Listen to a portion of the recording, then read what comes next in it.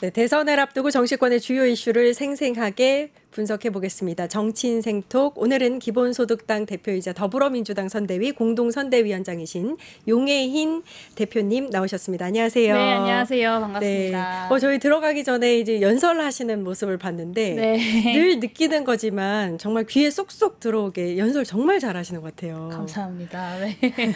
대선 기간에 현장에서 많이 고생하고 계시죠? 네, 이제 그 선대위에 합류를 하고 나서 전국을 다니면서 좀 유세를 하고 있습니다. 그래서 뭐 경남 함양도 다녀오고, 뭐 광주, 전남, 이 김해, 창원, 진해, 뭐 그리고 경기도에서도 좀 선거 유세를 열심히 했고, 전북 지역도 돌아다녔고, 뭐 인천, 대전, 뭐 서울 지역 오늘은 유세를 좀 하고 있습니다. 그래서 좀 공동선대위원장으로서 당은 다르지만 함께 책임진다라는 마음으로 좀 최선을 다해서 선거운동을 하고 있고요. 전국을 좀 다녀보니까 정말 이 진짜 대한민국 한번 만들어보자라고 하는 국민들의 뜨거운 마음, 열기 확실히 좀 느낄 수 있었던 것 같습니다. 대표님이 이렇게 파란색 민주당 옷을 입고 계시니까 좀 또 새롭게 다가오는 것 같기도 하고 얼마 전에 사전투표 인증글이 굉장히 화제였는데 2030 대한민국 여성들의 용기가 다시 필요하다 이렇게 남기셨어요. 어떤 의미였나요? 네, 일단 지난 내란, 12.3 내란으로 다시 거슬러 올라갈 수밖에 없을 것 같아요. 그날 12월 3일 밤에 계엄령이 선포가 되고 내란 우두머리를 대통령 군 통수권자의 자리에서 끌어내기 위해서 지난 겨우 내내 많은 국민들이 거리로 나왔습니다. 특히나 탄핵안이 국회에서 가결될 때까지 국회 앞을 가득 메웠던 우리의 새로운 K민주주의의 상징이라고 할 수 있는 가장 자신이 갖고 있는 가장 밝은 것, 응원봉을 들고 거리에 나왔던 2030 여성들을 다들 기억하실 텐데요.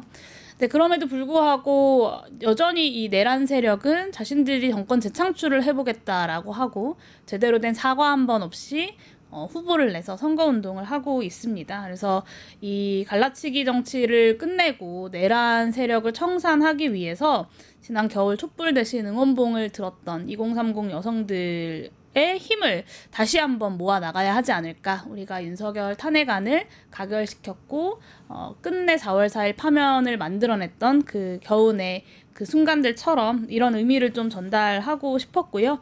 서울에서 2030 여성들이 가장 많이 살고 있는 지역 중에서 좀 투표를 해야겠다라고 생각해서 이제 성산이동주민센터에서 2030 여성 유권자들과 함께 사전투표를 했습니다. 매우 의미가 있는 것 같네요. 2030 여성들의 투표, 이번 대선의 의미 이렇게 짚어주셨는데 글로벌 선진국님께서 내란을 제대로 청산 종료시키는 힘은 국민들 투표뿐인데 투표 안 하고 좋아진다고 생각하고 안주하고 생각하지 말고 사전투표 못하신 분들 본투표 꼭 해달라 이렇게 남기셨습니다. 그만큼 이번 투표가 굉장히 중요한 의미를 있다고 보여지는데 이재명 후보에 대한 지지 선언하신 것도 그런 차원에서 더 무게를 실었다 이렇게 보면 되겠죠? 네, 뭐 아무리 이제 공유하는 가치가 있어도 사실 한 정당이 후보를 내지 않고 다른 정당이 후보를 지지하는 것이 물론 이제 간단한 일은 아닙니다. 저희도 당 내에서 지난 4월 4일 파면이 결정된 이후에 한 달 가까이 당내 논의를 하는 과정들을 거쳤고요. 그 결론은 기본소득당 입장에선 두 가지가 중요하다라는 것이었습니다. 하나는 내란 청산과 정권 교체를 해내는 것. 이것이 지금 이 내란 이후에 치러지는 대선의 어떤 의미이고 또 한 가지는 대한민국의 현재 여러 가지 복합 위기, 경제 위기, 안보 위기, 그리고 기후 위기 이런 복합 위기를 극복하기 위해서는 제대로 일할 줄 아는 정부가 필요하다라는 것이었습니다. 그래서 이 두 가지의 측면에서 우리가 후보를 내느냐 마느냐라고 하는 정치공학적인 이야기가 아니라 이번 대선에서 어떤 의미를 남길 것이냐 이걸 두고 당내 논의를 좀 진행을 했고요. 내란 세력 청산을 해나가면서도 기본소득당이 꿈꾸는 새로운 대한민국의 모습인 기본소득 대한민국을 만들 수 있는 가장 현실적인 방안을 기본소득당 당원들이 결정하게 된 것입니다. 대한민국의 미래로 가는 선거다. 이렇게 말씀을 하셨는데 12.3 계엄 사태에 대한 수사와 처벌이 제대로 이루어지는 거 이게 바로 첫발이 아닌가 이런 생각도 들고 이제 근데 지금 상황에서는 사실 내란 관련한 수사라든지 재판이 제대로 이루어지고 있다라고 생각하시는 분들은 많지 않을 것 같아요. 아무래도 그래서 좀 답답함을 느끼는 국민분들이 많이 계실 것 같아요. 사실 찔끔찔끔 수사가 좀 진행이 되고 있고 지난 국정조사 과정에서 그 여러 가지 제기됐던 의혹들이 사실 하나하나 또 사실로 밝혀지고 있지 않습니까? 네. 뭐 예를 들면 비상계엄 선포 직후에 그 내란 우두머리와 그 뭐 나경원 의원 그리고 추경호 전 원내대표 이런 사람들이 긴밀하게 소통을 했던 정황이라거나 이런 것들이 다 밝혀지고 있는 상황인데요. 결국에는 경찰과 검찰이 좀 제대로 수사를 하지 못하고 있는 것에 대한 국민들의 어떤 불안함이 있는 것 같습니다.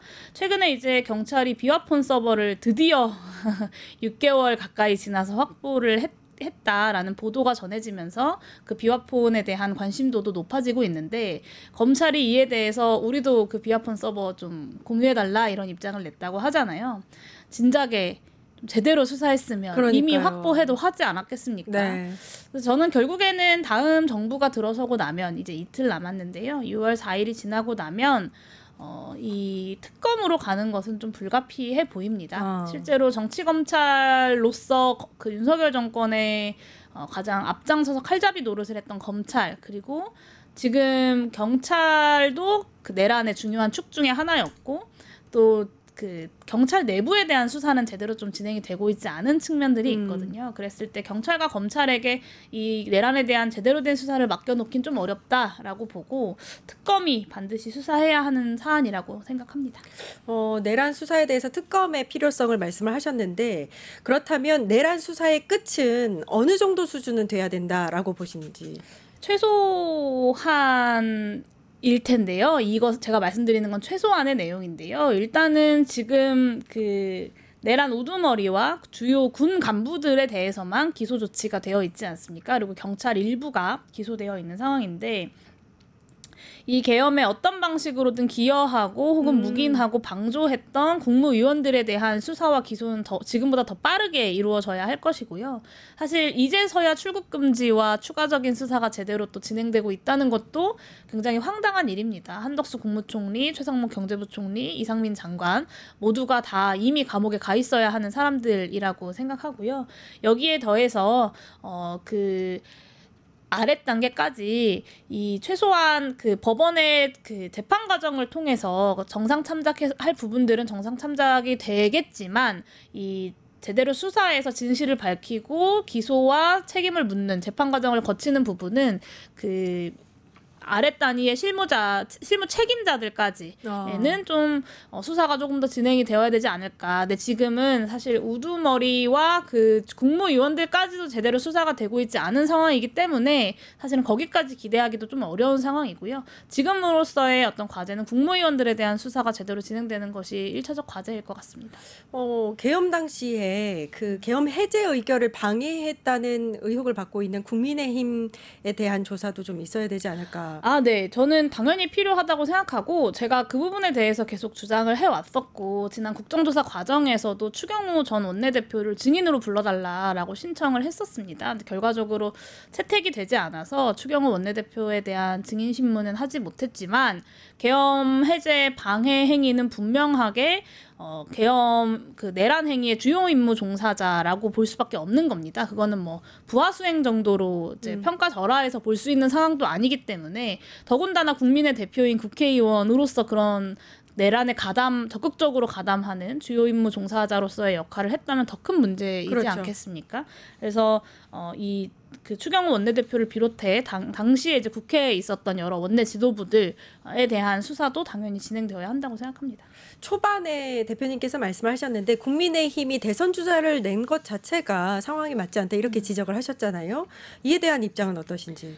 그러니까 애초에 이 선거가 진행되고 있는 이유가 국민의힘과 그 국민의힘에 소속된 대통령의 내란 행위 때문에 이 지금 대통령 선거가 이루어지고 있는 건 아닙니까? 그러면 최소한 이번 대선에서는 후보를 내지 않고 국민들 앞에 제대로 사과하는 것이 순리일 텐데, 국민의힘은 지난 탄핵 심판 과정에서도 오히려 갈등을 조장하고 이것이 마치 어떤 세력 대 세력의 싸움인 것처럼 이렇게 구도를 만들어 왔거든요. 그래서 저는 후보를 내지 않아야 할 세력이 후보를 내었고, 심지어는 제대로 된 사과 한번 하지 않으면서 정권 재창출을 하겠다라는 이야기를 공공연히 하고 있다는 것이 참 대한민국 민주주의의 비극적인 장면이다라는 생각이 들고요.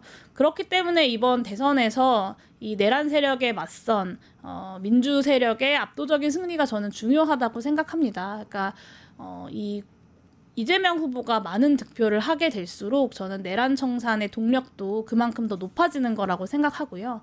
지역을 다니다 보면 어차피 이재명 당선될 거야 이렇게 해주시는 분들이 많이 계신데, 지지하는 마음과 응원하는 마음에 감사하면서도 또 끝까지 긴장을 놓지 말아야겠다라고 했던 것이 어차피 될 후보에게 보내는 한 표라고 생각하면 안 되겠다라는 말씀을 꼭 드리고 싶습니다. 그러니까 어차피 당선될 후보에게 갈 한 표가 아니라 내란 세력 청산하는 가능성을 1% 높이는 한 표, 그리고 새로운 정부의 국정운영 동력을 1% 높이는 한 표, 이렇게 생각하고 꼭 6월 3일 아직 투표 안 하신 분들 계시다면 6월 3일 본투표에 참여해 주시기를 정말 호소드리고 싶습니다. 중요한 말씀 해주셨습니다. 국민의힘 이야기를 좀 더 해보고 싶은데, 일단 내란 자체에 대해서 반성하는 기색이 없고, 김문수 후보 자체도 사실 계엄이라든지 내란 관련해서 제대로 국민들에게 사과했다는 느낌은 들지 않습니다. 어제 이제 윤석열 씨가 한 이제 그 집회 앞에서 대독을 시킨 내용도 있었어요. 근데 이제 그 윤석열의 내란 수개고, 그에 대한 아무튼 그 사과 자체는 국힘에서는 이루어지지 않은 상태고, 국힘에서 낸 후보조차도 계속해서 계엄을 두둔하는 듯한 발언을 이어갔습니다. 이 부분에 대해서도 좀 지적이 있어야 될 것 같아요. 사실 이제 김문수 후보는 내란 정권의 고용노동부 장관이었고요. 그렇죠. 그리고 심지어 그 후보조차도 마음에 안 든다, 우리는 더 강한 친윤 후보가 필요하다라고 해서 그 국민의힘에서 한밤중에 후보 교체 쿠데타를 감행하면서 한덕수 후보로 교체를 하려고 하지 않았습니까? 네. 근데 그 한덕수 후보는 내란 정권의 국무총리를 대통령의 임기와 함께 지냈던 사람입니다. 그리고 그 계엄을 선포하는 국무회의라고 주장하는 그 회의에 같이 있었던 인물이고, 지금 이제 그 한덕수 국무총리가 계엄을 사전에 몰랐다라는 것에 대한 좀 다른 정황들이 CCTV로 밝혀져서 출국 금지 명령도 내려지고 추가적인 수사가 이루어지고 있는 건 아닙니까? 네. 근데 이런 사람을 후보로 내세우려고 했다는 점에서 전혀 반성을 찾아볼 수 없다라는 점을 좀 짚어야 할 것 같고요. 저는 한덕수 전 국무총리가 후보가 되었다면 어땠을까라는 생각을 최근에 그 추가적인 수사를 보면서 했습니다. 만약에 당연히 그런 수사가 진행이 되었어야 하는데, 지금까지 국무총리이기 때문에 수사가 제대로 진척이 되지 못했던 거라고 볼 수밖에 없고, 더군다나 어떤 국회 제2당의 후보, 대통령 후보가 된다고 하면 자신에 대한 그런 정당한 수사를 이 정치 탄압이다라고 이야기했을 것 아닙니까? 네. 저는 한덕수 국무총리가 후보가 되지 않았던 것이 얼마나 다행인가라는 생각을 좀 한편으로 하기도 했는데요. 그만큼 내란 세력들이 여전히 국민의힘에 온전하게 남아있다라고 봐야 할 것 같습니다.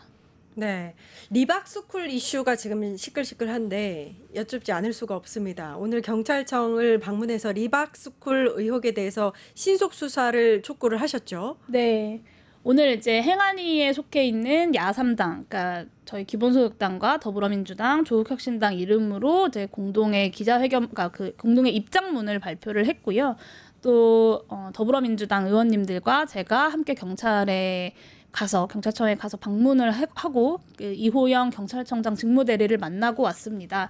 사실 이제 끊임없이 이 선거에 대한 신뢰를 훼손하려고 하는 시도들이 벌어지고 있잖아요. 네. 지난 사전투표 기간에도 뭐 이미 기표된 용지를 받았다, 이재명에게 기표된 용지를 받았다라고 주장하는 사람이 이제 등장하면서 선관위가 그 사람을 고의적으로 조작된 의혹을 제기했다는 어떤 신고를 해서 지금 이제 관련된 수사가 진행 중이기도 하고요.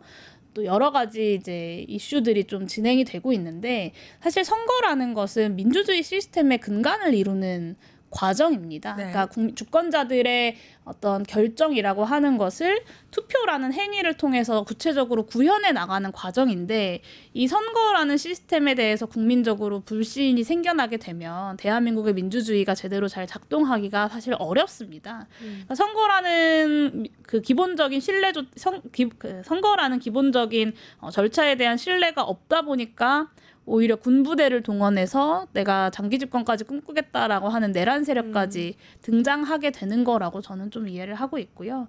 그래서 경찰에서 이런 어떤 선거의 공정성을 의심하게 만들고 신뢰를 훼손하는 행위에 대해서 엄격하게 수사하고 대처하겠다라는 입장을 밝혀주는 것이 저는 굉장히 중요하다고 생각합니다. 지난 사전투표 기간에 청담동에서 그 본인의 투표와 또 남편의 신분증을 가지고 2번 투표를 했던 인물에 대해서 구속영장이 청구되지 않았습니까? 그러니까 사실 여차하면 선거에 대한 그 신뢰가 많이 훼손될 수 있었던 순간에 경찰이 굉장히 빠르게 수사를 진행을 하고 구속영장 청구까지 하게 되면서 어느 정도 좀 안정이 된 상황이거든요. 근데 이 댓글 조작에 대해서도 저는 마찬가지라고 생각합니다. 여론을 조작하고 선거 과정과 결과에 대한 신뢰를 훼손시키려고 하는, 민주주의를 정면으로 무너뜨리려고 하는 시도로 보고 경찰이 그만큼 엄중하게 또 신속하고 빠르게 철저하게 수사를 해야 되는 사안이다라는 말을 좀 전달했고요. 경찰청장이 오늘 중에 또 빠르게 수사가 이미 진행이 되고 있고 내일 기자브리핑을 통해서 또 그런 입장을 밝힐 것이다라는 의지를 좀 밝힌 상황입니다. 그래서 끝까지 이 선거 관리에 만전을 기해 주기를 경찰에게도 또 바라는 바입니다. 네, 이 단체가 리박스쿨이 일단은 아이들을 가르치는 늘봄 관련되어 있다. 이 부분도 있기 때문에 좀 정확하게 수사가 들어가야 될 것 같다라는 생각이 듭니다. 그 시민사회를 윤석열 정부에서 그 극우 단체들, 보수 단체들을 굉장히 적극적으로 관리하지 않았습니까? 네. 보수 유튜버들도 그렇고. 저는 그런 유착 관계가 어디까지 걸쳐 있는지, 사실 리박스쿨이라고 하는 어떤 공신력도 없는 단체에서 늘봄학교 교사들에 대한 자격증을 발행할 수 있는 그런 교육 사업에 대한 위탁을 받았다는 것 자체가 저는 사실 좀 납득하기 어렵습니다. 더군다나 학부모의 입장에서 굉장히 편향되고 왜곡된 역사관을 가진 단체가 이런 위탁을 받았다고 한다면 그것 자체로도 굉장한 문제라고 생각하고요. 차기 정부가 임기를 시작하게 되면 이런 국정농단 혹은 사실상의 국정사유화가 어디까지 진행이 되었는지, 극우 세력들과 단체들, 극우 시민단체들 간의 어떤 이런 이권 나눠먹기가 진행이 됐는지, 이런 부분에 대해서도 철저하게 수사되어야 한다고 생각합니다. 네, 차기 정부가 할 일이 정말 많은 것 같습니다. 두 번째 주제로 넘어가 보면 기본소득 경청 투어 전력입니다. 이재명 후보의 대선 공약집이 최근에 공개가 됐고, 그 공약집에 기본소득당이 추구하는 여러 가지 가치들이 어느 정도 반영이 되어 있었는지 대표님 입장에서는 어떻게 보세요? 물론 이제 기본소득당이 원하는 100%만큼 다 반영이 된 것은 아니겠지만, 사실 모든 것이 다 같다고 하면 연대연합을 할 필요가 없겠죠. 어느 정도 공통점을 찾아 나가면서 협력할 수 있는 부분을 확인하기 때문에 연대연합이라고 하는 것을 하는 겁니다. 다름과 차이를 인정하면서 또 힘을 합칠 땐 힘을 합치는 게 연대연합인데요. 근데 이제 이재명 후보의 공약에 아동수당의 확대, 그리고 농어촌 기본소득, 햇빛바람연금, 그리고 국부펀드와 국민배당, 이런 기본소득형 정책 공약들이 분명히 담겨 있었기 때문에 저는 이후 대통령의 임기 5년 동안 기본소득 제도화에 있어서 분명한 진전이 있을 것이다 라고 평가를 합니다. 남은 것은 저희 기본소득당이 또 채워가고 또 견인해내야 하는 과제들이 남은 거라고 생각합니다. 기본소득형 정책이라고 말씀을 하셨는데 공약에 또 많이 반영이 됐고요. 실현 가능한 기본소득형 정책이란 어떤 것들이 있을까요? 일단 후보가 공약한 것들은 이미 여러 차례의 선거와 또 공론화 과정들을 거치면서 사회적 합의가 어느 정도 마련된 내용들이라고 생각합니다. 뭐 말씀드렸던 아동수당의 확대, 농어촌 기본소득, 햇빛바람연금 이런 부분들은 이미 지자체에서 실행하고 있는 부분들이기도 하고 또 아동수당 같은 경우는 이미 시작한 지가 꽤 오랜 시간이 지났는데 여전히 월 10만 원 수준에 머물러 있거든요. 그래서 해외의 여러 가지 사례들을 봤을 때도 아동수당의 금액도 늘리고 또 그 아동수당을 지급받는 연령의 범위도 늘리는 방향이 필요하다라는 것에는 많은 이미 공감대가 형성이 되어 있는 것 같습니다.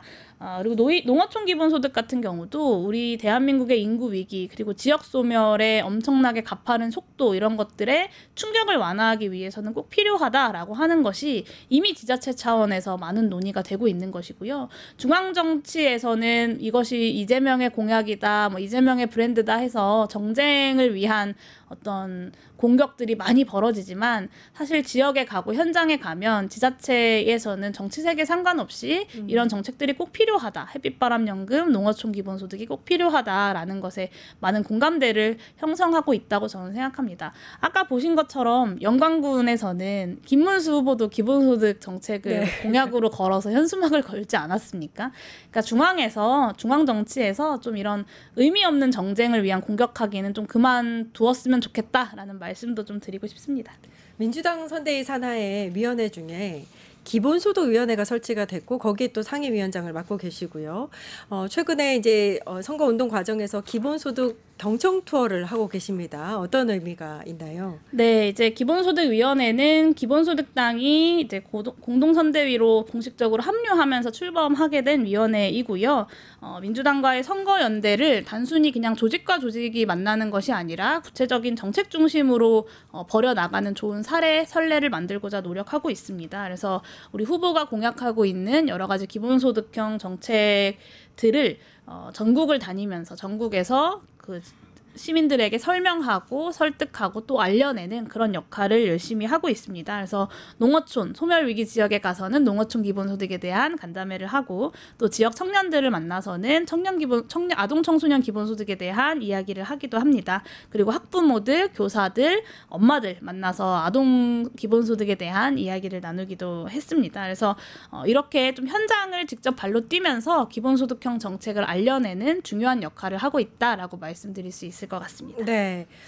이렇게 정책과 차기 정부의 미래에 대해서 이야기하니까 너무 좋은 것 같은데 일단 세 번째 주제 이준석 관련한 이슈들을 좀 이야기를 나눠보겠습니다. 이준석이 말하는 이준석 죽이기인데 일단 이틀 전에 이준석 후보가 기자회견을 가졌었고 그 기자회견에서조차도 진심 어린 사과는 없었고 진보 진영에서 자신을 이준석을 죽이기를 하고 있다. 이준석 죽이기를 하고 있다. 공격하고 있다. 이렇게 이야기를 했는데 관련해서 대표님 입장은 어떠신지? 일단 그 사과문이라고 발표한 뉴스레터, 이메일을 보시면 앞부분에는 사과의 내용이 담겨 있는 것 같지만 뒷부분에는 분명하게 자신에 대한 공격이다라고 규정을 하고 당원들의 결집, 지지자들의 결집을 호소하고 있습니다. 그래서 이거는 사과라고 보기 어렵다라는 것이 좀 제가 분석하고 있는 바이고요. 그리고 이제 국회 윤리위 제소안을 가지고 더불어민주당을 비롯한 야당들이 자신을 제명하려고 한다라고 이야기를 하고 있는데 참 교묘하게 일부의 사실을 비틀어서 자신이 피해자인 척하는 것이 이준석 후보의 전형적인 프레이밍입니다. 저는 이준석이 또 이준석했다라는 말이 여기에서도 쓰일 수 있다고 생각하고요. 야사당의 국회의원들이 함께 발의를 했던 징계안은 말 그대로 징계안입니다. 그 징계안에는 이준석 후보가 왜 징계가 되어야 되는지가 담겨 있습니다. 제명안을 제출한 것이 아니다라는 점은 이준석 후보 본인도 아마 알고 있을 겁니다. 근데 이제 시민들 사이에서 이준석 후보가 후보직뿐만 아니라 국회의원직도 내려놔야 한다라는 비판이 굉장히 강하게 등장하지 않았습니까? 그러면서 국회 청원 홈페이지에 제명 청원이 등장을 했습니다. 그러니까 국회의원들이 발의한 징계안과 시민들이 발의한 제명 청원을 두 가지를 합쳐서 교묘하게 섞어가지고 야당이 자신을 제명하려고 하고 있다라고 하는 전형적인 사실 왜곡에 기반한 프레이밍을 또 이준석 후보가 하고 있다는 점을 반드시 좀 짚어야 할 것 같고요. 거기에 더해서 심지어는 자신이 김영삼 전 대통령, 노무현 전 대통령에 비유하면서 피해자인 척하고 또 투사인 척을 하고 있는 것도 저는 가당치 않다라고 봅니다. 그러니까 이준석 후보가 한 행동은 그러니까 이렇게 좀 규정해야 될 것 같은데요. 대선 후보 TV 토론이라고 하는 공간은 대선 후보가 유권자들에 대한 책임을 다하기 위해서 만들어진 공론의 장입니다. 그래서 네. 후보의 정책에 대해서 검증하고 국민들의 판단 기준을 마련하는 민주주의의 중요한 과정인 거죠. 근데 그런 공적 공간을 악용해서 자신이 정치 권력을 획득하고 자신의 어떤 유명세, 인지도를 높이기 위한 목적으로 여성에 대한 신체적인 폭력을 아주 계획적으로 전 국민이 보는 방송에서 전시한 겁니다. 그렇죠. 그것에 대한 문제 제기를 하고 있는 거거든요.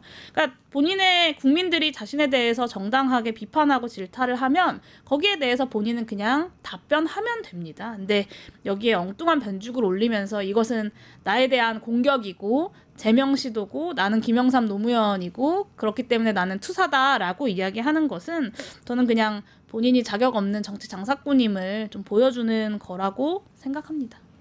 용해인 대표가 보는 정치인 이준석은 어떤 사람인가요? 참 별로 이렇게 논평하고 싶지 않은 마음과 또 그만큼 한국 정치의 폐해에 이준석 후보가 갖고 있는 지분이 크기 때문에 제대로 좀 비판하고 문제 제기를 해야 된다라는 마음이 함께 듭니다. 사실 아까 말씀드렸던 것처럼 교묘하게 사실을 왜곡해서 자신에게 유리한 방식으로 프레이밍을 하는데 굉장히 능한 정치인, 정말 네. 이렇게 나쁜 정치인이라고 생각하고요. 또 한 가지는 이준석의 정치는 끊임없이 희생자를 만들어냅니다.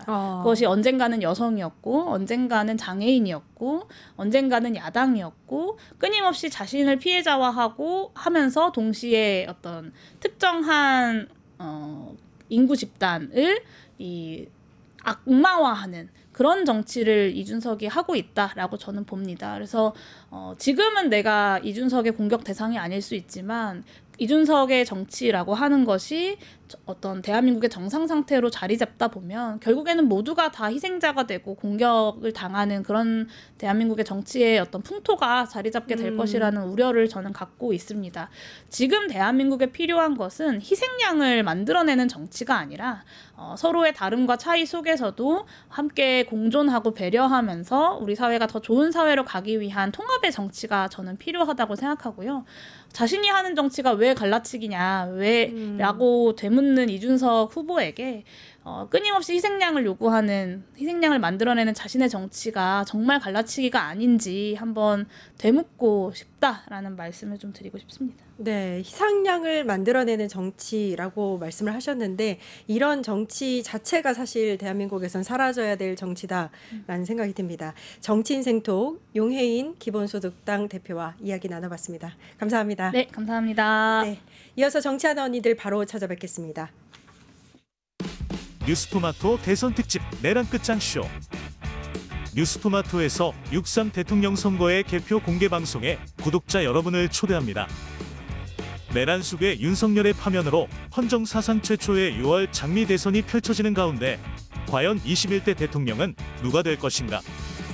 역사적인 순간에 뉴스토마토의 알찬 뉴스 콘텐츠와 풍성한 즐길거리를 모두 모아 준비했습니다. 6월 3일 오후 6시 이 토마토 빌딩 지하 1층 토마토홀에서 펼쳐지는 역사적인 순간. 뉴스토마토 대선 특집 내란 끝장쇼.